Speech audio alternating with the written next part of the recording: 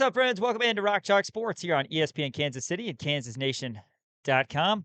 That's the face of Dan Courtwright. I'm Sean Kellerman. Thanks for joining us here on this Wednesday, Hump Day, Dan. Let's We go. made it. Just got to get past Halfway. this Hump Day, right? Hey, we have a special show for you today on this Wednesday. We are going to have content a little bit later in the show from Big 12 Men's Basketball Media Day over at T-Mobile Center. So you want to stick around and stay tuned for that. Check out KansasNation.com as well. All the content you need from players, coaches, not just KU. You might even see Henry Greenstein make a special appearance as well as a busy day over in Kansas City. But let's get into a few things here early. Here in the opening segment, we're going to talk about the Big 12 Women's Basketball Media Day, which was yesterday. Dan was over there while I was here covering KU football press conferences. So get Dan's thoughts on that. And I got to hear from 3 Jayhawks. We're going to hear from them in the opening segment, as well as Coach Brandon. Next segment, our KU Mailbag segment. We do it every Wednesday. Some really, really good questions, and appreciate everybody reaching out at the Kansas Nation. Did you know that it's not only by the people, but it's for the people? Also for the people. How about that? People, for the people, the KU Mailbag, where you send us questions and we try to answer them to the best of our ability. I always say that because sometimes you like to dodge the silly ones. That's not true. I do the silly ones occasionally, but I sometimes don't put my whole heart into it. Yeah, exactly. It's not the best of our ability. Like the cheese balls question. Sure. I always put. I mean, I love it. It's a good brain. It's the best of my ability. Brain exercise. At least. Okay, well that's good. At least we clarified that. Yeah. No laissez-faire for you.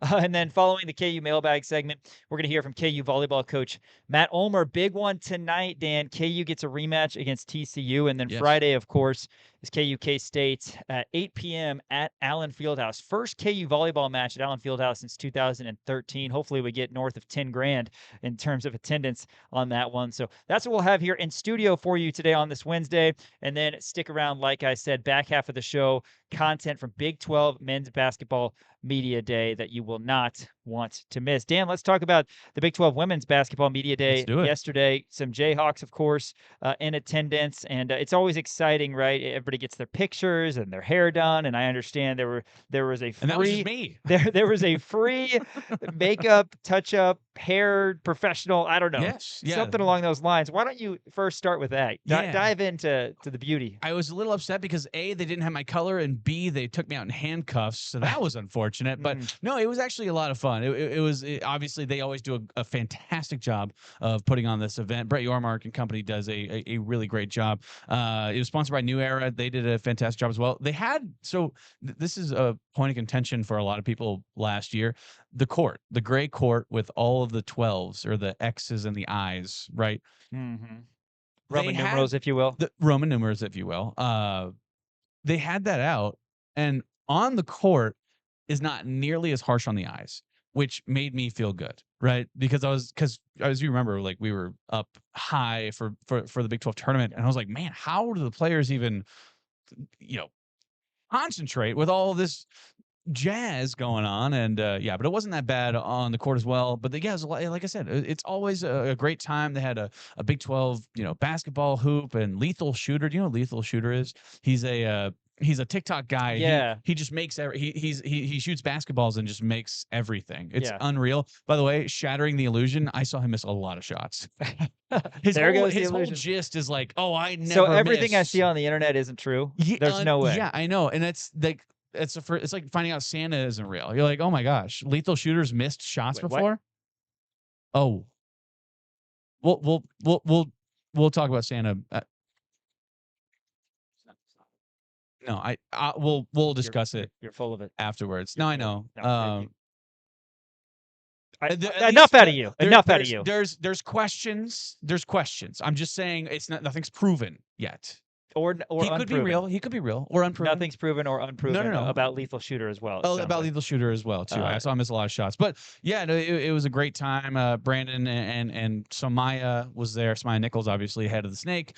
Which, by the way, ever since you said that, you're just bringing it back. I've just been using it. You know, the other thing you've been saying a lot What's that? Is put a bow on it. Yes. Yeah, Yeah. so You got me just on to that. sort of put a bow on that last Yeah, we'll game. put a bow on it. But yeah. But yeah, Samaya Nichols was there. Elle Evans was there. She was a great interview. I had a one-on-one with her. Also posted a picture of her holding a puppy. They had puppies. Yes, I saw They had that. So like last year they had like a big thing with like snack bars and different things. This year they had a coffee bar, which if you get a latte, they would screen print a Big 12 logo on the latte. It was the coolest. I got it. I didn't even want to drink it because it was like a piece of art. Yeah. And then to the other side, they just had a pen full of puppies. It was the greatest thing in the world. How about that? You could go in there. I know Sean, and here's the thing, because Sean hates dogs. He hates all dogs. He's a known dog hater, which is to each their own. You know what I mean? It's just, that's your opinion and you're wrong. But so they might have the puppies tomorrow. Sean, I hope you're equipped for that. Please just, tamper it down, because I know you hate dogs. I the love world dogs. is well I love dogs. You're how much you woefully hate dogs. ill-informed. Woefully Yeah, ill-informed. they had puppies there. It was fantastic. And Elle and Samaya and Jalea Davis, all of them are so great with the media, right? And Samaya especially. I mean, she gives such great quotes, and she's so proud to be a Jayhawk, which is really cool to see out of Samaya Nichols, because she, in a world of NIL and the transfer portal, it's so easy to just move on, right? And say, oh, well, I'm the best here. I want to go to UConn or, South Carolina or wherever, right? So she's a local kid. She's from Kansas City, and she has stayed here, and she is by far and away the best player on the team, and she loves being a Jayhawk. And same with Jalea Davis. Jalea Davis, she's the highest ranked player that Kansas has gotten since 2007, I believe. And I believe that was a transfer who came in from North Carolina too. So like this might be the highest ranked high school recruit since I believe they've ever been ranking them. So and she's also from Kansas City as well. So she is fully bought in. I actually talked to Jalea about this, about like, hey, do you think you coming here is going to help build the brand of Kansas women's basketball? And she said that's exactly what she's intended to do, is to be like, hey, look, we know that the men's basketball team is a blue blood and they have all the national championships, but we want to build the women's program as well. And I think they're doing a great job. And I think it's built from within at a young age too. And Jalea Davis has that mentality, which I think is absolutely fantastic. So all the girls there did an excellent job with the media. And like you said, they got all their hair done and the makeup. I think it was SI Swim who was there doing it. And then, yeah, they got all the pictures taken, which was absolutely incredible. A little smoky in there. They had like a fog machine and in the conclaves. Yeah. Is that the right word? Concourses. Concourses, yes. But just the underground, where cement is, very smoky. So I tried to stay away from there while Halloween's they were taking all the coming up, pictures. man. That's true. It was a little it's spooky just part in of there. it. But it was absolutely great. I actually asked him about being underrated too, and everyone agrees. Says, hey, look, 6 is too low for us. And we unranked in the national polls for sure. Yeah, no, I'm looking forward to it. Again, we're going to have content breakouts with Jalea Davis and Elle Evans, plus all the men's content from Big 12 Men's Basketball Media Day. Throughout this week on Rock Chalk Sports, we're going to have football videos as well. You're going to hear from Jalen Daniels. You're going to hear from DK McDonald a little bit later in the week ahead of the Dillon Sunflower Showdown Saturday at 11 at the booth as KU looks to break that long losing streak to K-State. For now, though, let's hear from a couple Jayhawks at the podium. It is, in fact, Jalea Davis, Elle Evans, and Samaya Nichols alongside Coach Brandon yesterday over in Kansas City. Hello, everyone. Welcome to our afternoon session here at Big 12 Basketball Media Days presented by New Era. I am Missy Heydrich, and now it's my pleasure to be joined by the contingent from the University of Kansas. Picked 6th in this year's Big 12 preseason coaches poll. A season ago, 16-14, Coach Brandon Snyder, 11 years at the University of Kansas and 28th overall as a head coach. Joining him, 3 student athletes, junior guard Samaya Nichols, senior guard Elle Evans, and freshman forward Jalea Davis. Welcome to all of you. Coach, I'm going to start with you.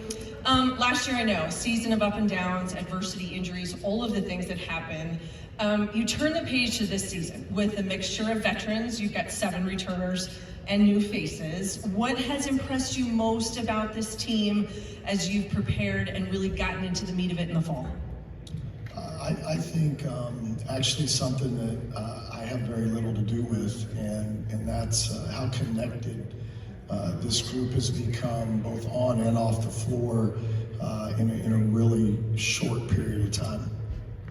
As you look at some of those new players and as they mesh, what has the intensity level been like at practice, and how have those young players kind of embraced that competitive spirit that's set and the level that's set by your returners? Well, I think that's where you have to rely on returners, and that's, we're very fortunate in this era of college athletics to have 7 returners that know and understand and embrace our culture and our standards, and it's their responsibility to set the tone of the intensity level that you mentioned, and we're fortunate that the 4 freshmen and Lily Meister all came in and embraced it immediately. As you look at the landscape across the country, not just specifically to the Big 12, the teams that you play in the non-conference, etc., this conference obviously stacks up as one of the best in the nation, but you also know you have to prepare yourself. So what did you want to accomplish with your non-conference, knowing you've got this blend, kind of put the puzzle together, and challenge them in a way that's going to set you up for the grind of the Big 12? Yeah, I think you always schedule relative to your roster, and I think we have a really good mix. Obviously played Missouri here in T-Mobile very early on, have a home game against Minnesota, we go on the road to Northwestern, I played Georgia, an SEC team, so we've really got a good mix of non-conference competition, knowing that we have the luxury of playing our first Big 12 game in Hilton. Congratulations. All right, I'm going to pose some questions to our student athletes. For all of our media friends out there, if you do have a question, please raise your hand. We will bring a microphone to you. We have Delaney and Carly that are here helping us this afternoon, as they did this morning. I'm going to start with Samaya, preseason All Big 12 selection. You were a 2025 first team selection a season ago. Even though opposing coaches may have wanted it to happen, you didn't have a sophomore slump, young lady. So what do you take away from last year? And then what has been your focus in the offseason to take your game to that next level? My takeaway from last year was that I did good. That's about it. I did good, and now it's on to the next. This offseason, I worked on leadership, a different leadership style. I am definitely lead by example. Everything that I do, I just want to lead by example. I don't want to say anything. Well, Brandon will start yelling at me if I don't say anything. Just being more dominant and assertive and holding myself to a certain standard so that I can hold my teammates to that same standard as well. He's nodding over here, so I think he agrees. He knows he needs you to be vocal as well. That happens a lot. Elle, last season, it was your first in the Big 12 after transferring to Kansas. You had a very successful junior year. What can you take from your experiences, having been a newcomer a year ago, and what have you been able to talk to the new players, the freshmen, transfers, about life in the Big 12, what they're going to experience day in and day out? Yeah, I mean, I think looking at the Big 12, obviously it's very competitive. I think no matter who you're going to play, you're going to get a competitive basketball game. So I think that talking to the newcomers, I think that's something that they're going to be ready for. No matter who we're playing, you're going to have to give 100% effort and be ready for, whatever each team is going to throw at you. Angelia, a 5-star recruit, the Kansas Gatorade Player of the Year, and as a note that was given to me, the 3rd McDonald's All-American to come to Kansas in program history. Why was KU the right fit for you? Yeah, I think for me personally, just being a hometown kid and having a dream to come here for my whole life, I think that was something that was really important to me. I think also just being able to have a good connection with Coach Brandon. We grew up and we talked a lot, and just being able to have that kind of connection and the family aspect here, I think that was something that helped me make the decision to come here. You could have told me that a lot sooner than you did. Make that a little simpler on you. I think the scouting report is versatile. So what is it about the system at Kansas that fits your game for you to be successful early in your career? I think for me, just the speed of the game. I think I'm really a good rim runner. I think Samaya plays super fast as a point guard, and just her ability to look up and transition and just look up for the open player, make the right play. I think that was the right fit for me. That sounds like a good one, too. She's so sweet. All right, I think we have a couple questions, if I'm not mistaken. I think I've gotten one right here. If you can identify yourself, please. Anna Hernandez from the University Daily Kansas. Ladies, can you tell me about your chemistry off the court and how that translates on the court as a team? Elle, why don't you go ahead? Yeah, I mean, I think having 12 people on our roster, I think that's helped us become super close. I think having 7 returners and 5 newcomers, I think we have a whole load of different personalities, and I think all of our personalities mesh really well. And I think that just like the more time we're able to spend together, just the better we'll be on the floor. And I think that that's showed from June until now.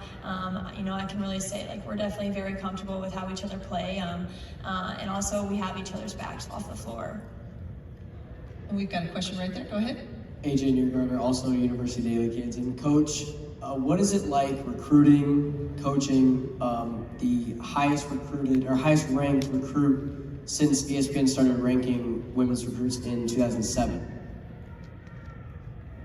Well, I think, you know, you coach how you coach. And I think, you know, we've always been about challenging players and to obviously give a great effort every day, to play with an intensity, to be a great teammate. But I also think it's understanding all the things that player is and can be. And that's something that Jalea has really embraced, is she understands who she is, but is working tirelessly to add things to her game and expand her game. We've got time for just 2 more quick questions. Go ahead. Hi, Emma Noble with Playmakers KU. Elle, I like how you just touched on the overall team relationship. Samaya, I know you just said how if you're not vocal enough, Coach Schneider might, you know, give you a hard time. Can you just talk about the relationship between you two over your time here at Kansas and going into this season? I'm talking about Elle and I or Brandon and I? You and Coach, yeah. Oh, okay, Sorry. Okay. I mean, Brandon's my buddy. We talk so much. We talk every single day. I go into his office, we yap and yap some more. And we're extremely close. I would like to say if I could make him my bridesmaid, I would. I love that. We've got 1 more question. It's going to go right here. Please identify yourself. Eric Lucio with KJHK Radio. Samaya, you talked earlier about how last year's team kind of peaked early. What are some things that you guys could do as a team this year to prevent that from happening again? Yes, for one, it's consistency and just showcasing the love that we have for each other on the court, being able to continuously play for each other for long periods of time, whether things are going wrong or right. And for one, we have the depth for that, we have the skill for that, and we have the chemistry for that as well. Well, we want to thank all of you for being here. Best of luck this season. You'll be back here soon to play 1 game and then back in March for the Big 12 tournament. Coach, best of luck to all of you. The contingent from the University of Houston will be with us here on stage shortly. A lot of talent on this year's Kansas women's basketball team, and probably for the first time in a while, we actually have questions about what the rotation's going to look like. We feel pretty solid about 4 or so of the starting positions, but there's going to be some internal competition with some of the freshmen coming in. You're hearing a lot of good things about them, the freshman bench players that we anticipate, at least at the beginning, with Libby Fandel, Tatiana Brown, but then you have those glue gals, as I call them, with Laia Canessa and Sanaya Copeland. So it's Brittany nice Harshaw having as well. yeah, absolutely. Another returner. A lot of returning faces, which is a nice change of pace in the days of NIL. And the transfer portal. For sure. And so rev share. We're excited about Kansas women's basketball, and they'll get underway very shortly. Kansas men's basketball, of course, Big 12 men's basketball media days today at T-Mobile. Stick around later in the show. You're going to see all sorts of content on Rock Chalk Sports from over at T-Mobile. After this, though, it's a Wednesday. We got to do our KU Mailbag segment by the people and for the people. We'll get into that right after this on ESPN Kansas City and KansasNation.com. Hey, this is Cole Ballard, and you're watching KansasNation.com. What's up? Welcome back to KansasNation.com. Rock Chalk Sports rolling you through here on this Wednesday. Next segment, we're going to hear from Matt Ulmer and Rhian Swanson of KU Volleyball as they preview tonight's match against TCU, a tough battle. And Matt Ulmer, during this press conference, Dan, not to give too much away, talked about the importance of getting a victory over a team that's in the top 16 in the NCAA reveal. KU Volleyball is ranked number 14, but they weren't in that top 16, and TCU is a team in there and perhaps the last chance. Not that KU won't face good teams. K-State's a quality team, and they're, of course, coming to Allen Fieldhouse on Friday, but a big one tonight for volleyball, and they've gotten some momentum. They've done what we've wanted them to do, which is stack some wins against lesser competition. Yeah, and I actually asked him about that at the press conference. I said, hey, look, you got the last 3 games before the last time you played TCU was 3-0, 3-1, and 3-0. I mean, what does that do for momentum? And I think that they have momentum moving forward, and I think they're ready to go in there and battle against TCU, who is a very, very good team. It's just it's going to be a very tough game for them. And there's a lot of K-State talk, and I kind of, it was a little bit, I was like, oh, hey, you guys are kind of moving forward. Obviously, it's going to be an Allen Fieldhouse. It's going to be great and everything. But like TCU is such a big game. Like it's obviously it's right there. So let's start talking about TCU, because this is a chance for essentially a rematch of a big one that they lost. That's the tricky part, being a member of the media, right? Because there's such a big story about the Dillon Sunflower Showdown and about KU K-State at Allen Fieldhouse. First time in 10 years. 12 years, however long it's been. Dang it. And this is the only time you're going to get to talk to Matt Ulmer. And oh, by the way, he's also got a bigger match on paper in terms of RPI and all that sort of thing tonight. But of course, crossing our fingers and sending good vibes to a KU volleyball roster that has a rotation seemingly that's becoming more clear, but also has dealt with some injuries. It's been exciting to see them have some success, though, and hopefully a 2-0 week. That'd be a lot of fun. KU Mailbag segment here. Dan, let's get going. Who's kicking us off today? Luke. He's going to kick us off today. I figured we'd start off with a fun one. We have some Kansas stuff in here, but a lot of fun ones today.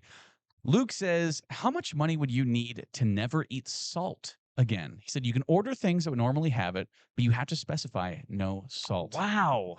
Isn't that fast? So that includes like all seasonings that have salt? I mean, not all seasonings, I guess. But probably, right? I mean, like you look down the list of like, burger seasoning has salt in it, right? Italian seasoning probably has salt in it. I mean, you can even go as far as like baking, right? You need salt for a number of different things. And don't you need salt for like muffins or cakes?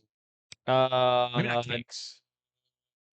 No, that does not sound right. What do you need salt? You need salt for salt is I feel like you do. I feel like you do things. need a lot. I feel like you do need salt for weird stuff like that, like a pinch even. Yeah, that's what I'm saying. Like, hang you on, need a little bit. I'm looking at the best chocolate cake recipe ever. It's got 5-star reviews.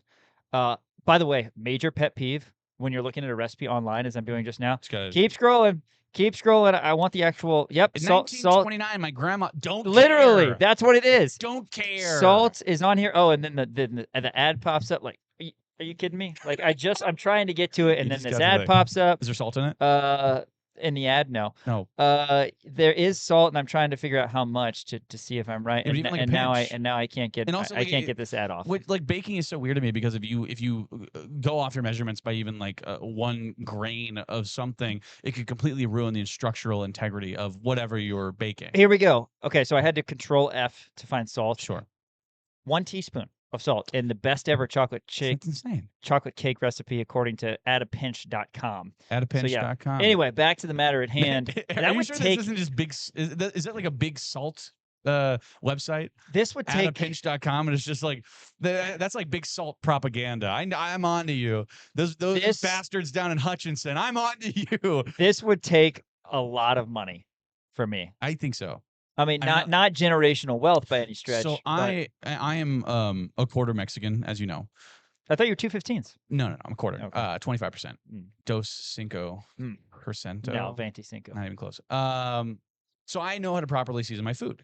My girlfriend, on the other hand, fiance, she does not, and she never. Well, and she's learned. She's learning. So there are these times where she just forgets to put salt in things. Oh my gosh. And it is abundantly clear that something is terribly wrong. So I've tasted things specifically without salt. So, I mean, for me, I'm probably there's not a lot of things that I wouldn't do for. I think like my base level's around $10,000. for most. Like they're like, ask me anything. Yeah. It's like, how much money around? So- I don't know, so that probably was- $10,000. Like it's not. But it's that's not that not- crazy. that's not I'll good do enough, anything though. for if you're out there. Anybody make me do anything for $10,000. I'll do it. But the salt thing's a little interesting. That's not It good might enough go for me. higher. I mean, I think it has to be high. $10,000 in the grand scheme of things is not much. Yeah, it's life changing for me. I mean, well, yeah, it is right now, and then it's gone. No, I know. I mean, I'm thinking closer to like, I mean, to never have salt again. Yeah. Dude, I'm thinking closer like. Are you in the hundreds of thousands? Yes, In the millions? Yes. I almost want to say 500 grand. Dang. Like, is that too much? I don't get in trouble for saying that. I don't. But I've had- that way you can at least say, I've had okay, well then unsalted I've got fries before, and they're okay. yeah. Then I've got 50 extra grand for the next 10 years, or 25 extra grand for the next Yeah. 20 years. You know what? It's still So- like everything has salt in it. That's Yeah, tough. that's true. Everything does have salt in it. Plus, I think like if you don't get enough salt, you'll die, right? Like that's like a big thing. So do you have to get like a desalinating device if you want to Yeah, we'll get like go a to the shot ocean? of Yeah. Oh, like you usually get like a monthly shot of salt. I don't know. Right. I don't know how that would work. Yeah, I'm floating around 10,000. Any question you ask me, this is probably gonna be floating around $10,000. Yeah, I'm in the hundreds of thousands. I might even go to like 8,000 here. Cody says, who is the best football player of all time? Highest peak, so longevity doesn't matter at all. Well, for you, it's Saquon Barkley, isn't it? Who is it? Best football player of all time. Okay, I said Highest I peak. said that he was a top 5 running back of all time because He is having a poop season. He is one of 8 running backs to ever go over 2,000 yards. He's having a poop season. He is. Yeah, he is. He's bad. I understand. Highest peak. I mean, 2014 JJ Watt. Maybe, right? What do you have? 21 sacks? Yeah, but I mean, Myles Garrett's had like 15 or 17 in a season. I mean, Yeah, but not as many as JJ Watt. I'm saying like JJ Watt 2014. Say what you will about the beginning or the end of his career. That 2014 season, there was no other football player that was like that. And plus, didn't he catch like 3 touchdowns that year? I was gonna say I don't know why, but a running back is calling to me. You know who was good? Randy Moss for the Patriots, 07. That was such He a was fantastic nasty. season. That was Nasty. a great season. Patrick Mahomes comes to mind as one of the better players. Yeah. I don't know if you remember him. Flipper Anderson. Yes, of course. Do you know who Flipper Anderson is? No. He has the record for the most receiving yards in a game, I believe. Really? Yeah. So if you're talking peaks, he peaked in one game. So who's got the most rushing yards in a game? Is it Dickerson? Probably. I think so. That sounds right. Most rushing yards in a game, and it was AP. AD, if you will. AD. 2007, 296, which Samaje Perine at Oklahoma scoffs at. Also, Tony Sands scoffs at it. Monty Quinn, shout out. Adrian Peterson Curry is somebody College. who at least is in the conversation. Yeah, it's true. He had a great He's peak. nasty. Man, David Johnson, his rookie year. Oh my God. Remember that? Oh my Yeah. God, that was insane. That was He absolutely. was going to be like the best running back in the league for a while. Dude, literally, like his rookie year, he came out and like just went crazy, and then had like 2 bad years right after that, and they still traded him straight up for D-Hop. Like the Texans still were like, yeah, we still like David Johnson. Like that's how good that one rookie year was. After that, he's horrible. I still that I think my answer and the correct answer I think is JJ Watt 2014. If not, I'm still going to go on the defense. Aaron Donald, 2021. I don't think I'm going defense. I think I got to go with. It's hard to say no. I think Aaron It's Donald hard to was say the no. best player in the world for like 3 years in a row. But and that's it's- including Patrick Mahomes. I guess it's not single season necessarily. It's just highest Because peak. literally they were double and triple teaming him, and he was still getting like a sack and a half a game. It was unbelievable. Randy Moss has got. Or not, maybe not a sack and a half a game, maybe like a TFL per game. LaDainian Tomlinson needs to be mentioned. Yeah, it was But good. he was nasty. Jamal Charles, I feel like doesn't get enough love from The highest scoring outside of fantasy Kansas City. game ever. Yeah, remember that game where he had 4 touchdowns and Yeah, but Larry is he Johnson? the best ever? No, though? was it Jamal and Larry Johnson, or was it Priest and Larry Johnson, who each had 4 touchdowns in a game? That Priest, Holmes, and Larry Johnson sounds right. How about the running backs? that Larry Chiefs had Johnson, in by a- the way, in a that's another guy row? peaked, but like not very long. Yeah. Also, shout out to Grandmama, other Larry Johnson. Sorry, Grandmama. I'm sorry. Look One it more up. time. Look it up. Larry Johnson played for the Hornets, NBA. Cole, this is an interesting one. If you only got to use 20 letters the rest of your life, which ones are you dropping? So you got to drop 6. Yeah, I'd probably drop A, E, I, O, U, and sometimes I would drop Y. That'd be fun. I'm actually going to give it a real answer to this. I'm going to drop Z because I think it's just a gimmick. That's a gimmick. That's a gimmicky. Yeah, it's a fake letter, and that's a fake letter. I'm gonna drop. See, X is important though. Like Z is not important. Z, there's different things. For X, which granted, I guess you could use CKS in lieu of X. Spelt Lou. Leiou. Lieo. Lieu. Lieu. I knew that. It took me 4 tries. Nailed it. I'll get rid of X because then you can use CKX, ECKX. I would like ECKS, and then I'm going to get rid of. I would Q. like you to take 17 more minutes to decide on the final 4 letters and give an explanation. I mean, it's for the each usual of them. suspects. ZXQ. I'm going to get rid of V. I'll get rid of V. I don't like V. And then I'll get rid of J because I don't like the vibes. I know I don't exactly. like J's vibes. So the Kansas Ayhawks? God, that's true. Doesn't work. Sorry. Here's what I'm giving up. Final answer. 6 letters I got to get rid of, right? Yeah. DANIEL. Easily, those are the 6 I'm getting rid of. Appreciate that question, Cole. That's good. Brian, is Ohtani's Game 4 the best baseball game ever played? Yes. And where does it rank among the best single game performances in any sport? 1. Will Chamberlain at 100 points. How many interceptions did he have? I was trying to come up. Probably had he probably had like 40 block shots. They didn't count block shots. He probably had like 25 block shots in a 100-point game. Obviously, we love Wilt, but he was so dominant and it's just so much more difficult in baseball. Not that I'm talking down on the 100-point game. I mean, you're playing offense and defense in basketball. Yeah, same with what Ohtani's doing. I agree. I don't know. There's other factors. Ohtani did it against 3 separate pitchers, right? Yeah. He has 3 homers, and then his strikeouts. He had 10 strikeouts. I don't know. It's probably not a fair. Are those 1 and 2 though? Are those 1 and 2 as a cop out? Best single game. Probably. Yeah. I mean, I got to go with Monty Quinn, man. 522 on the ground. Curry College, 7 touchdowns, 20 carries. Give me Monty Quinn. Shout out. Just recently happened too. Sean. Yes. Hey. Sean. Oh, look at this. He says, if you had to go to bed at the exact same time every time for the rest of your life, what would that time be? This is a great question. This is the first Sean we've had on our mailbag, I feel like. Love this. So if you had to go to bed at the exact same time every day the rest of your life, what would the time be? There's a lot of different factors on this, Daniel. Yeah, because like I mean, I'm like off the bat, I'm floating around 11 just because of the fact that like you have a lot of sports that go on past that. It has to be after 11. Like I'm like 11:15 maybe. But also it's like, and then you want to go out with your buds and it's like, all right, 11:15 is not like crazy early to call it. It's a little early. You need to get funner buds. Spell funner. I'm just kidding. Funner. More fun. I think it's probably in the 11 o'clock hour. The only thing you're really forfeiting is New Year's Eve, right?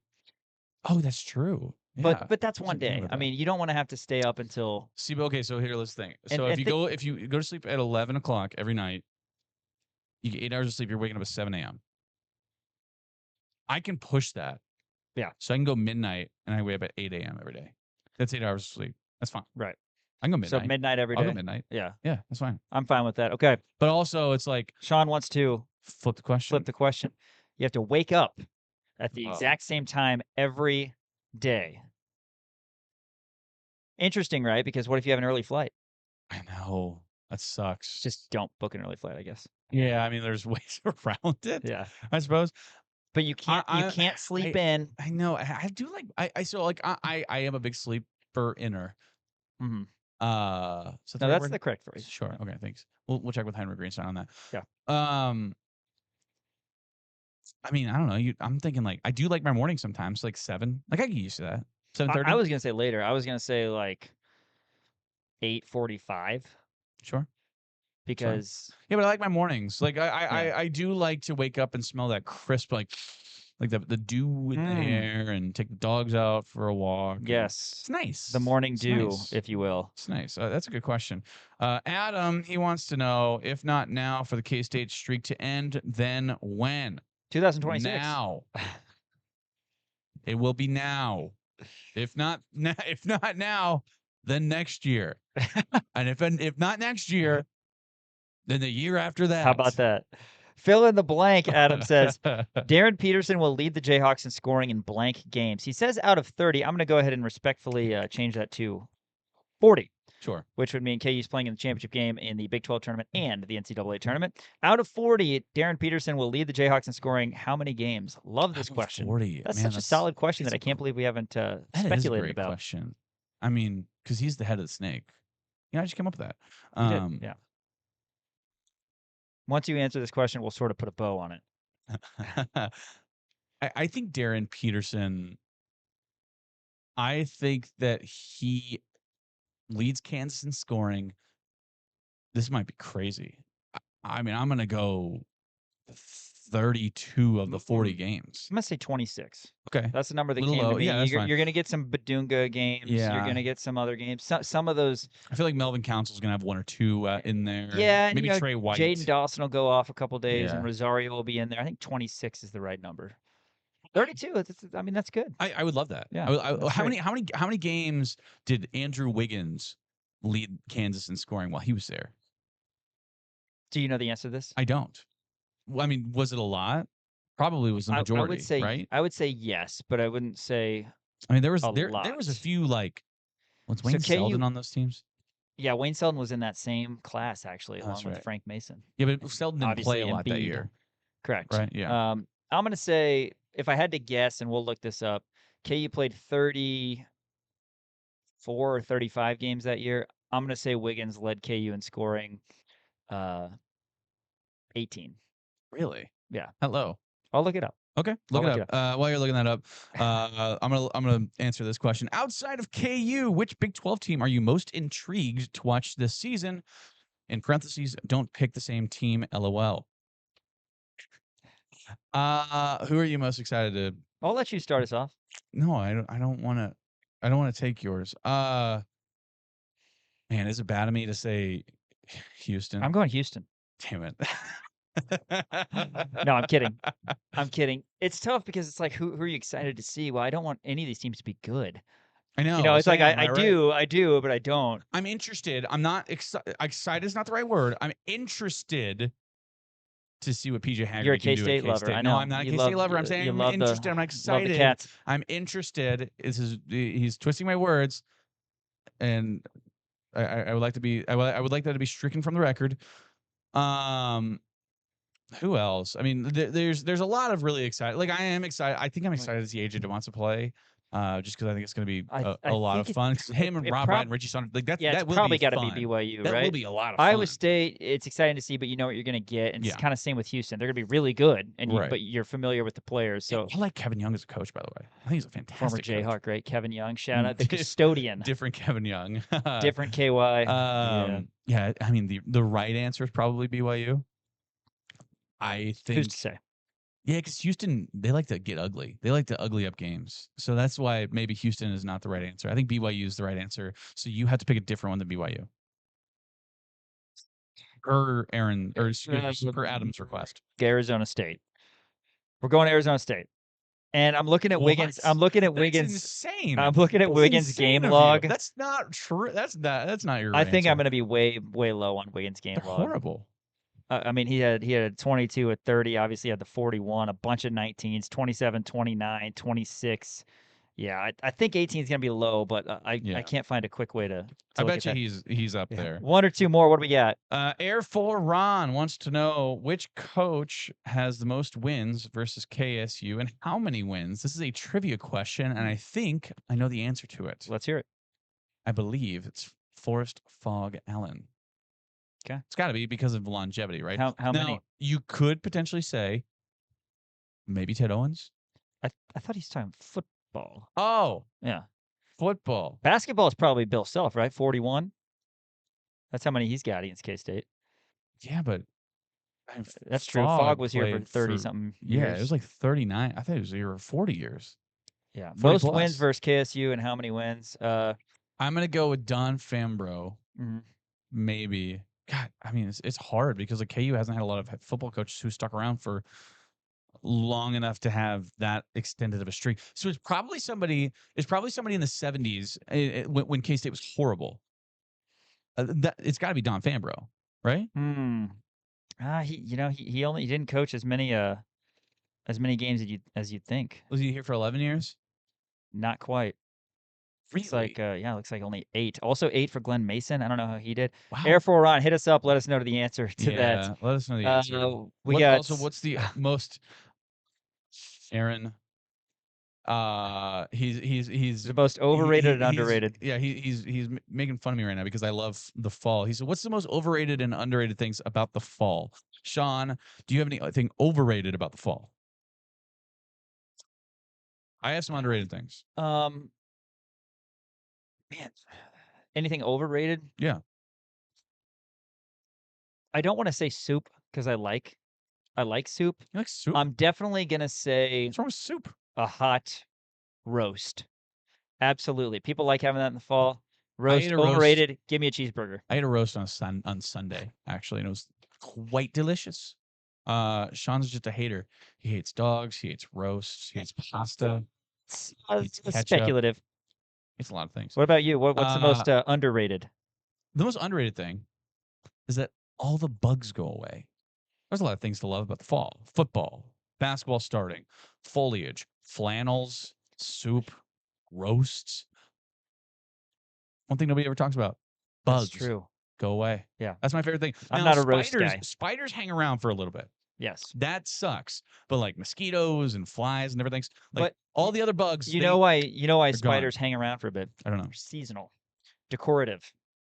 Oh yeah, they just love Halloween. At least gets you through October 31st. True. Oh, true. I love this one from Mayor. Yeah. He says, "What's the longest you've been mad about a loss?" So I don't have a certain game. I'll think of a game, but right now the first thing on my mind is last night at like 11 p.m. after slow pitch, I got caught in this. You were mad at me? No. Oh. No.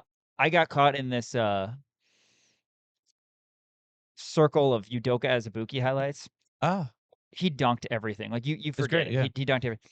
That's why he has I'm still legitimately mad about 2020. And I know people say that all the time. It's not a loss, though. It's cliche. I know it's different, but it's a loss in terms of. But that's the it's a sport, loss in the sense of like a death. That's the sporting event or whatever you want to call it, sporting incident in my life that I will never ever get over is them canceling that tournament and how good KU was.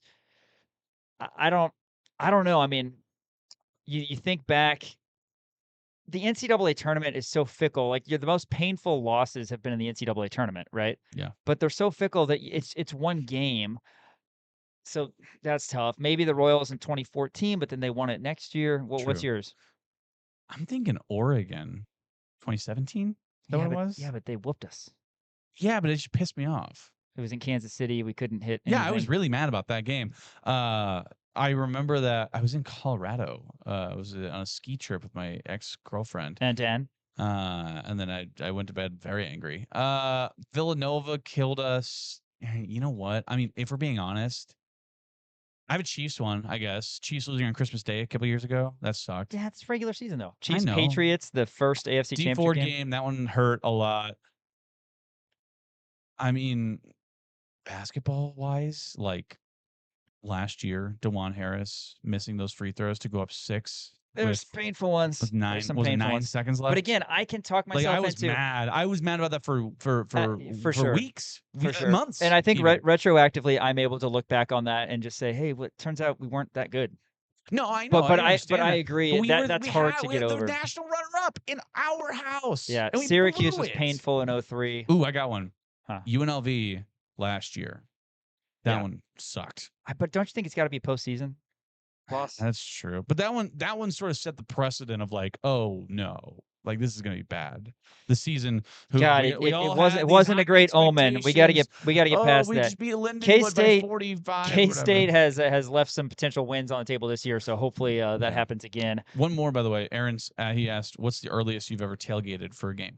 Because he said he's going there at 5:30 a.m. on Saturday. I like getting out there early. Like, I'm fine being tired if I. Fair enough. The earliest I've ever done, though, I doubt I've been tailgating earlier than 7:30. By the time you get packed up and all Same. that. I think it's like 8. Yeah. 8 for me. Hey, 5:30 shout out. I mean, that's dedication.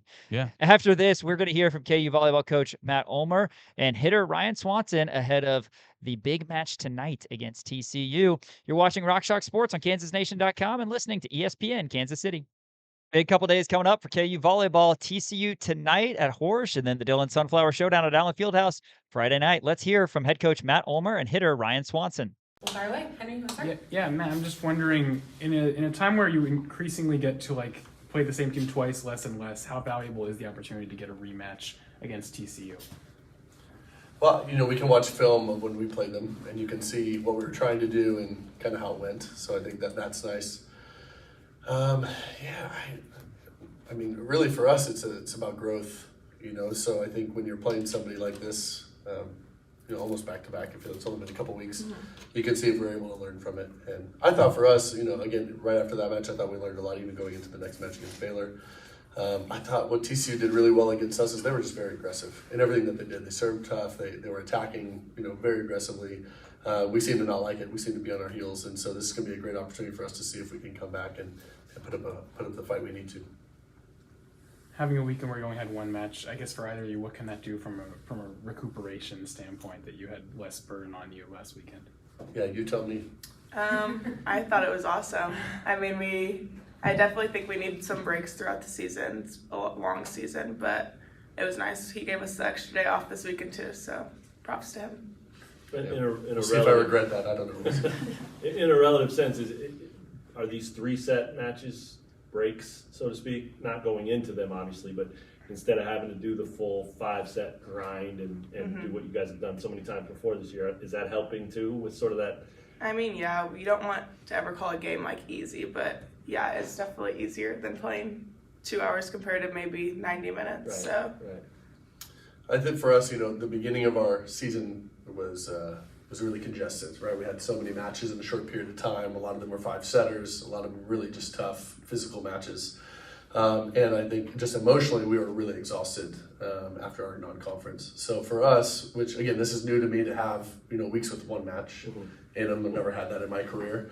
Or to have the breaks that we have. I've never had weekends off in my career. This is like our third one where we've had, we're done by Friday. That's different. So just trying to navigate that the best we can and prepare for a Wednesday match. Do we give them time off with a short turnaround? Do we practice Sunday? I thought based upon the beginning of our season, hey, this is where we can maybe catch up with some rest. This is where we can catch up on schoolwork. This is where we can catch up, on those things. So I think they appreciate it, and they practice really hard today. And that's just what I ask. Hey, we just make sure we can't just ease into practice this week. Like, you got to come out ready to go, especially because TCU is so good and they're going to be after us. You don't get to do this, but we do. Friday night's going to be a lot of fun too. Can you take us through the Allen Fieldhouse game match and what went into that? Did you inherit that? Did you know that was happening before you got here? How did that come about? I'm interested to hear the players' perspective, but no, this is more of like a guinea pig thing for me. No, when I got the job, Horsch is incredible. It's just, it's limited in capacity. So it's just, I was just really interested to see what the actual fan base is like for volleyball in the area. And I think Horsch doesn't really give me a good barometer for what that is. If it's 2,200 and that's what it is, then that's something I want to know. If it's 5,000, if it's 10,000, if it's more, what is that going to be? Because when I go fight some fights, I want to know what I'm fighting for and what actually makes sense for us within the community. And so I thought this would just be an opportunity to see how many people just really are excited about women's volleyball here in Kansas. How many people could we count on? To maybe want to be season ticket holders or be consistent supporters of the program. And so this is a chance. And I think what's hard about this is that, even just, so we were out on campus today, I'm just selling my soul to anybody on campus and some of our players did, just getting to meet everybody. But, there's not going to be a culture of huge student support because we can only have about 100. or whatever in Horsh. So it's not like, this is not a consistent thing where the students like basketball know, hey, this is what we're doing every week, every weekend. So just, it's a bit of an attraction because it's the first time in a decade. But it's more about me just saying, what do we got here? What are we working with? And not that I'm afraid of growing it, but it's just where are we right now? Like trying to see where we're at. So how do you guys feel about playing it out? Is that exciting? We're super excited. Yeah. I mean, it's always been in the talks, like trying to get to a bigger venue, but never actually done it. So it's super nice. And we get to bring our Terraflex in, have you guys go out on the street to promote it. And I don't know, I'm just really excited. And it's a Sunflower Showdown, so it should be a great game. Yeah, for both of you too, the logistics of it, preparing to play in there, I would imagine it's almost endless. You've got bigger sightlines, bigger venue, different floor, different setup. Have you practiced in I think there's been 3 all-staff meetings just to prepare for this one. So again, just a huge shout out to everybody in the department because it's not just something that you can easily do. Right. So many people are stepping up to put this on for us. So definitely don't take it lightly. And just again, thank you to everybody for putting in the time and the work to do that. We practiced in there once last week. We'll practice again the day before we play Kansas State. So we only get 2 practices in there. So again, no, I think that's the reason not to play in Allen is because Horsh is such a great home court advantage. Just because again we're very comfortable in there. The fans are a great asset in the smaller gym. So I don't know what it'll be like in Allen. Again, that's why I say it's a guinea pig. Like I'm just interested. I'm interested to see. And Kansas State's very good this year. So I think it'll be a great test for us. And again, I don't know how comfortable we'll feel in Allen. Probably as comfortable as they feel. But hopefully we have great fan support come out and they'll make our team really excited. For the Sunflower Showdown. Ryan, how different does the volleyball part of it feel when you're practicing? I mean, it just feels huge. Like it's crazy. I mean, our court in Horsh, it's so compacted. You feel like the fans are right next to you, which I love that feeling personally. Some people couldn't, but I think it's definitely going to be different with the benches out and the bleachers and everything like that. But during our first practice, it was just like, wow, like it just feels so big. So we'll see. Yeah, I mean, again, we did some matches earlier in the year where we were playing in huge arenas, right, that had 10,000+ people, and that was on purpose. It was because, again, if you make it to Final Four, if you make it late in the season, those are the type of venues you're playing in. So I just want to be used to that atmosphere. This is the best way that we can simulate that on campus. Again, I can't tell you what the fan support's going to be, although I'm hopefully doing my part in saying, hey, 10,000 people, I'll sing a national anthem for everybody, like if that's what it takes. You can come out, I'm happy to do it. But if we can attract that, and again, it just helps prepare us for December. Have you sung the national anthem before? Not like in front of a crowd. So at Oregon a couple of years ago, I made a bet with the season ticket holders that if we broke our record, I'd sing it on senior night. And we shouted it. We doubled it. So then senior night, I sang the national anthem against USC. How'd it go? I had a bit of a cold. No, it was. I didn't get booed. Yeah. So I think there was low expectations. So I won't embarrass the song, or the purpose for it. But I also won't be getting a record contract. So. Ryan, what does it mean to you as a Kansan to have the K-State match be the one that's getting put there? I think it's such a cool opportunity. I feel like it's a way to get our fans to come and support us. More fans that usually don't get to come to our games because they're almost always sold out. And I mean, my family always comes, but I'm having so much more family members be able to come. They got tickets just because it's the K-State, KU's showdown, and half of them went to K-State, so they're ready to see both sides of it. And as one of just a couple in-state players on this year's roster, what kind of responsibility does that put on you to sort of perpetuate the legacy of this rivalry and let your team? I mean, I've never lost to them, so I'm not planning on doing it this year. But I mean, I'm a senior. We have Heidi, some others that are from here. They obviously grown up KU, so I don't think anyone's ready to let that legacy down. Matt, last time we asked you kind of about if you had settled into rotations and who you are and all that, you said not quite. 7 conference games in, what's that, 11 left then? Is the answer different now? I feel like part of it is injuries, right? So they took away some of our options. Right. But I think, honestly, obviously I don't want us being injured, but that has probably helped narrow us down a little bit. And I think, like Dalton's doing a great job, and Grace has had some great matches with Selena and Chris being out. And so I think that's helped us settle in a little bit. But I would say even more so than just the lineup is just what we're trying to do as a team. You know, the discipline aspect, what the block's supposed to do, what the defense is trying to do, etc. You can really see them starting to buy in. I would say after the TCU match. Yeah. That was really, I feel like, maybe our biggest wake-up call. And again, kudos to TCU. I thought they played great. But it definitely showed us that if we don't, play well as a team, then we're going to be really susceptible against good teams, and that's what they were. So, again, I'm excited to see if we've grown, from that, and it sure feels like we have. So hopefully we're going to be up and bring our best against them on Wednesday. In terms of the KU K-State rivalry, obviously this is your first year. Have you done research into the rivalry as a whole, or do you kind of just let the KU players, more importantly the in-state players, kind of incite that, I guess, in terms of importance? Not really. I feel like I haven't been told a ton about it. Maybe I'm going to have to do some research now. Maybe you can tell me. Maybe you can tell me some of the things. But I don't know. I feel like I've heard a lot about Missouri. And I feel like I've heard a lot about that when you walk around and look. K-State, I'm assuming it's similar like when I was at Oregon State. It's just you're fighting for your state supremacy there, that kind of thing. But like she said, she hasn't lost to him. So then I don't know. Now I feel like a little pressure there, there's right? some pressure. A little pressure. She's going to come for me. But I appreciate K-State. I think Coach Mansfield, their head coach, is excellent. I think they're doing a great job. I think they're playing really good volleyball right now. They've lost some really close matches against some of the best teams in our conference, but they're pushing everybody, and they're a tournament team right now. So it's not just some game, I think, in Allen. I think, one, you have the rivalry piece, but two, it should be a really nice contest. It should be two really good teams going at it, and it's an important match for both sides. So I'm looking forward to everybody bringing their A game. And in terms of the TCU game coming up on Wednesday, how important is it in terms of, momentum with the last three games going 3-0, 3-1, 3-0? What does that do for momentum heading into this rematch of a TCU game that you guys just recently lost? Yeah, I think if we're just talking about the here and now, it's important for us to continue just to grow. And again, I feel like we are doing that. I thought our offense last match wasn't great, and I'd like to see us bounce back. I think our offense against Iowa State a couple of matches ago is the best we've seen all year, so I'd like to see if we can do that against a really strong block that TCU has. Big picture, there's not many chances left to get big, impressive wins for the committee, so we were in the top 16 reveal was yesterday, and we weren't in it. I think we're just outside of that.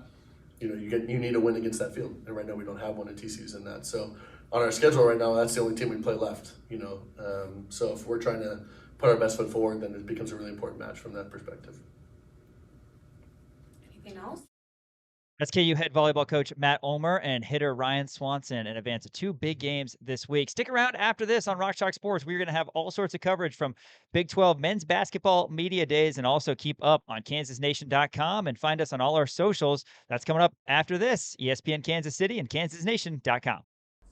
What's up, guys? Sean and Dan here for Kansas Nation. We are live at Big 12 Men's Basketball Media Days. You can see all the action going on behind us here at T-Mobile Center. We've already had, one injury, I would say. Some roughhousing, Baby J and Sparky the Sun Devil. It was all in good fun. Sparky went down for a little bit, but I think he's okay. But he was revived, so it was all good. Getting a chance to hear from a lot of players and coaches today. KansasNation.com for all our coverage. Yeah, be sure to check out KansasNation.com. Also, everywhere on the social medias at the Kansas Nation on Twitter, Instagram, TikTok, Kansas Nation on Facebook. We're going to have a ton of coverage for you guys, including some exclusive interviews with all of your favorites. Bill Self, obviously. We got Darren Peterson, Trey White, Florby Dunga, all going to be addressing the media later on today. So be sure to stay tuned for that. Yeah, KU a little bit later today, but Big 12 coverage will give you some sights and sounds of everything going on here at T-Mobile Center in Kansas City. Sean and Dan, we'll see you in a little bit.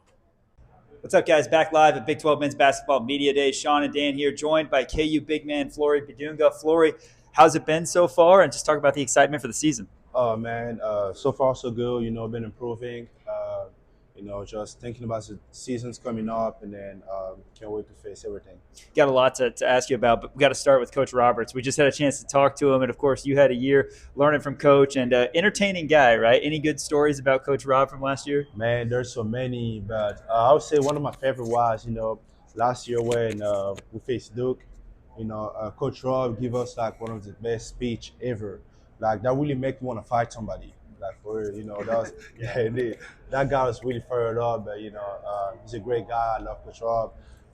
Speech worked out for you too. Man, indeed. Yeah, right. We need more of that for sure, but yeah, he's a great guy, great coach. Taught me a lot and he keep teaching me, to life. So Flory, obviously with a new big man coming in Paul and Bia, I saw your TikTok about how you guys both speak French. What's it like to have that guy? And do you guys ever, talk about other guys in French when they don't know what you're saying? Oh yeah, it's really funny because we talk trash every time, to coaches on practice field, but yeah, it's pretty good to have somebody who can speak the same language as you, Yeah. because I've been here for last season, didn't have really anybody, so that's pretty good at Paul. I can speak the same language as Paul, so. You ever talk trash to each other, like on the court in Oh French? no, we talk trash about coaches. Of course, right, Indeed. yeah.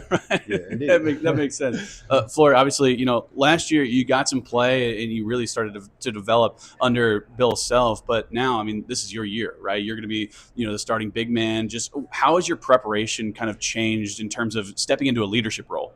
I've learned a lot last year because we had a couple seniors who taught me a lot. I'll probably just take what they've taught me and probably use it, for the youngest one who has to come, and then be as far as the best leader as supposed to I could be.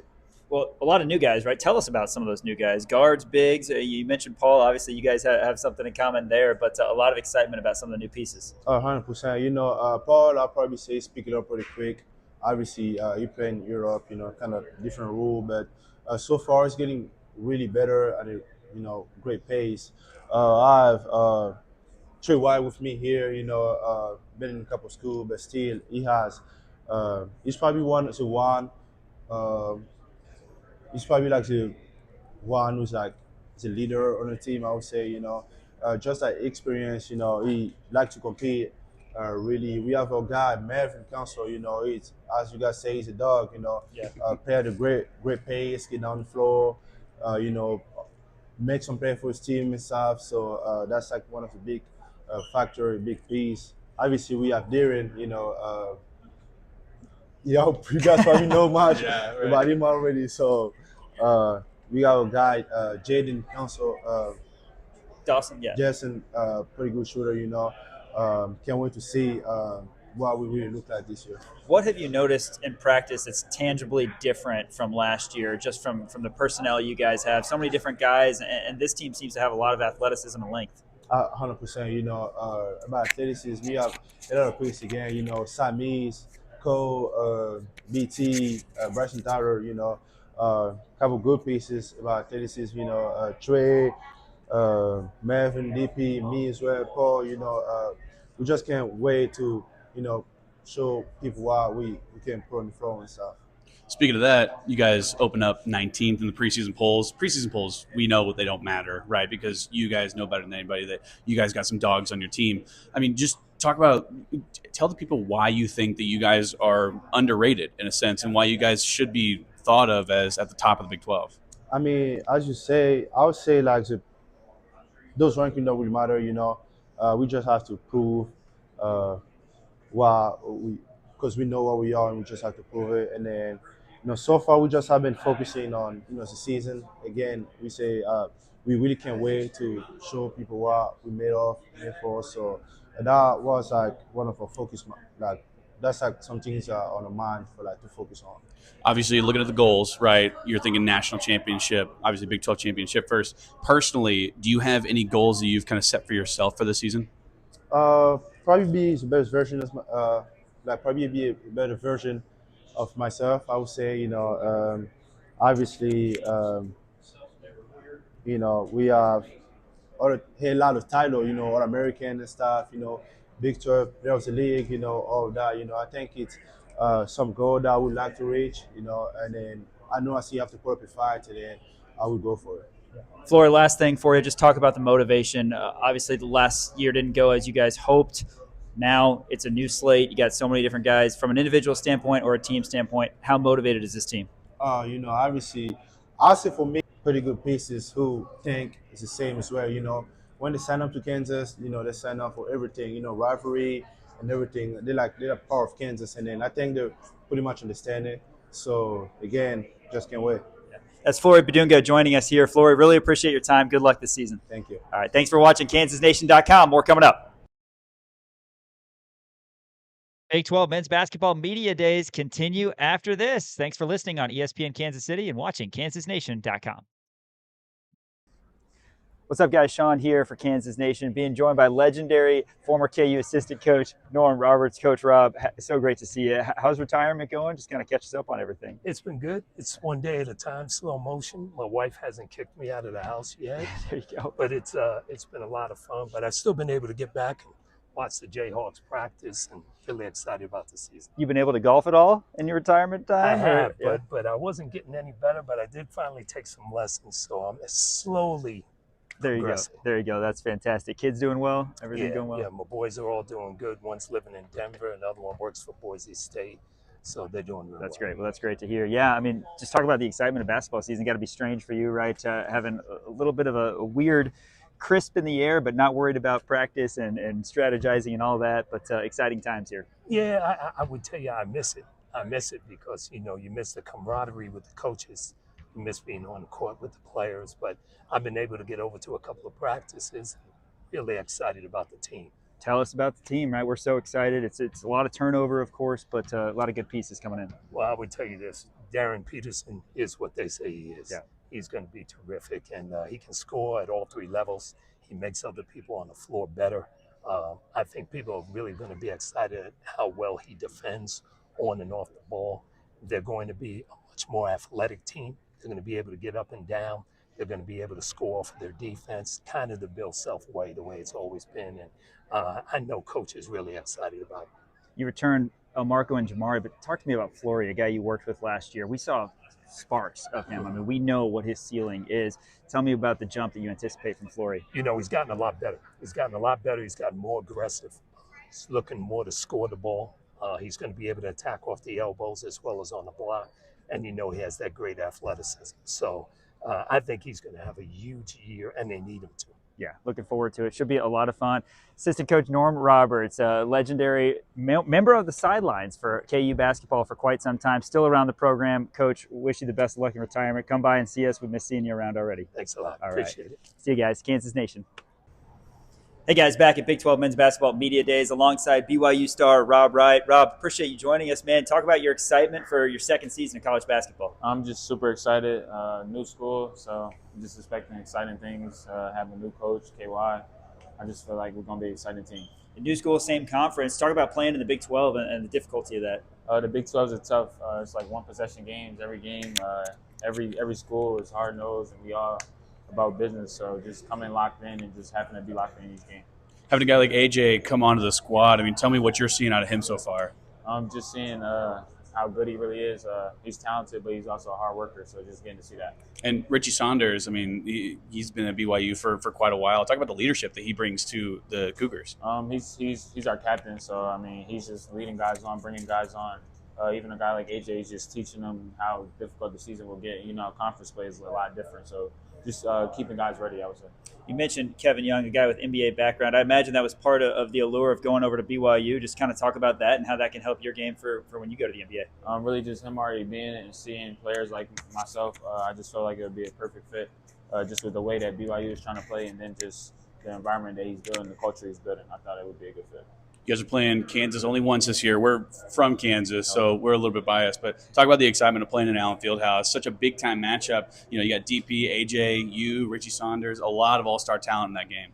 I think it'd be really exciting. I mean, it would probably be the whole world watching that game. So, and it's going to be my first time playing at Allen Fieldhouse, so it'd be super exciting. Speaking of being a little salty about that, KU and Waco last year, second half, that was all Rob Wright. Talk about what went right for you in that one. And, because that was kind of your coming on was, whoa, this guy's a real dude. Just talk about that game. Really, we came in at halftime. I think we were down like 21 points. And we just came in with a message that we were going to be locked in and just try to chip away at the league. And I ended up making like some superhero plays and just some big plays. So, we got the dub at the end of the day. It felt good. Yeah. Any personal goals for you heading into this season? Obviously, you have a lot of talent around you. Really just to lead my team to win and just be the leader and just get guys involved. Rob, really appreciate the time. Thanks, man. Appreciate it. Thank you. That's Rob Wright of BYU, KansasNation.com. John Kellerman, Dan Courtwright back for Rock Chalk Sports. Hey, check out some more of our coverage from Big 12 Men's Basketball Media Days after this. Thanks for listening to ESPN Kansas City and watching KansasNation.com.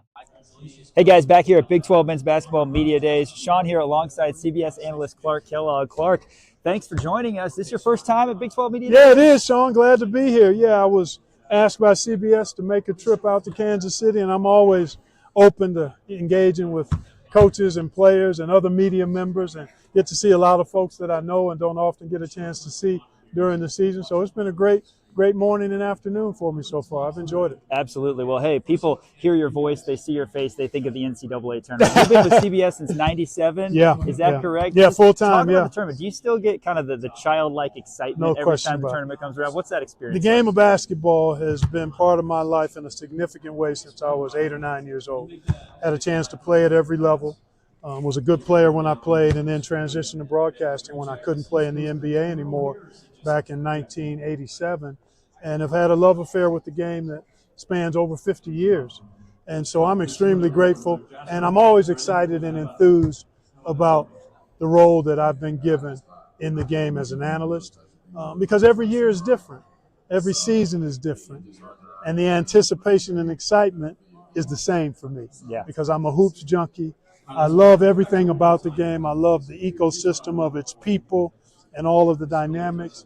And again, I thank God that basketball has been and continues to be an unbelievable gift and blessing in my life. Well, my daughter was born in March, and I think that was meant to be, because that's always been my favorite time of year. Wow. But love watching you guys, and it's a Thank special you. time of year, absolutely. We're here with Kansas, like I talked about, Kansas Nation. One thing about the NCAA tournament, you're going to see Kansas, right? Yeah. The last couple seasons, though, not quite up to expectations. Yeah. What have you seen, and what do you think is going to be big for Coach Self with a kind of a new group of guys this year? Well, it always starts with your talent level. I mean, there's no way to escape that. And they've been a notch below what they've typically been. And anybody that's done it as long as Bill Self has done it, as well as he's done it, nobody gets excused from an occasional down period. Nobody. Tom Izzo, Bill Self, Coach K, all of them have periods where it's not what they desire it to be, but they're Hall of Famers. And so they regroup, retool, and in Darren Peterson, Bill Self has added a really special talent who will elevate his team, and the Jayhawks to what level. It'll remain to be seen, because this is still a 5-person to 10-person team game. And so you need other folks to rise up as well. But I think they'll be better than they were a year ago for sure. If you're calling a Big 12 game or even tuning in on TV, how would you describe the style of play? What's Big 12 basketball to you? You know, it's interesting when you look at it. I always tend to look at that from a coaching perspective as opposed to a conference style, because the coaches bring different elements. The game has become a much more fast-paced, wide-open game. You need shooting, you need speed, you need rim protection, and most of the coaches in the Big 12 are looking to play that way. So if you wanted to blanket a style, you could probably say this about most conferences. There's a bend towards being faster, more athletic, and being skilled in shooting the ball, having multiple shooters. So I think the Big 12 falls right into that, and I think the teams that epitomize that most will probably be BYU and Arizona. And they're new entrants, but they bring a level of that style from those coaching backgrounds there. And so I think entertaining, fast-paced, athletic, dynamic, and you'll see that in the Big 12, the SEC, the Big 10.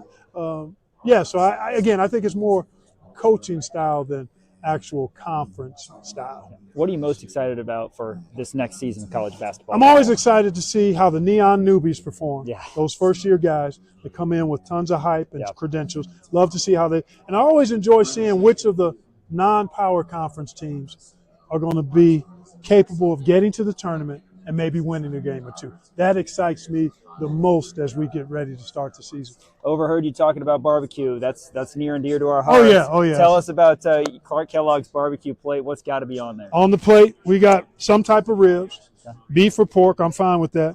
I like the hottest sauce that's provided at whatever place we're going to. I want to sample the pulled pork and the pulled chicken, and I also want to have something green. I want to have either collard greens, turnip greens, some type of high-level green bean, maybe a little scoop of potato salad. And if we're going to Cool get it to down. dessert, then I might go after some peach cobbler. Oh, yeah, wow. peach cobbler. Well, make sure you get some before you head back. Yeah, I don't know if I'll be able to because I'm taking off not too long from now. All right. But when I roll back through, I always make sure I get it. Find us. We'll hook you up. Okay. We got some deep research done Okay, on perfect. barbecue. Appreciate Clark it, Kellogg, Sean. CBS Sports. Thank really you, man. appreciate your Appreciate time. it. Yep, good to see Sean you. with Kansas Nation. Yep. If you enjoyed our coverage of Big 12 Men's Basketball Media Days, go to kansasnation.com if you missed anything. Follow us on socials as well, and certainly stay locked into Rock Chalk Sports the rest of the week. We're going to have great coverage. KU versus Louisville exhibition basketball Friday at 6:30, and the Dillon Sunflower Showdown on the Gridiron Saturday at 11 here in Lawrence, plus much, much more.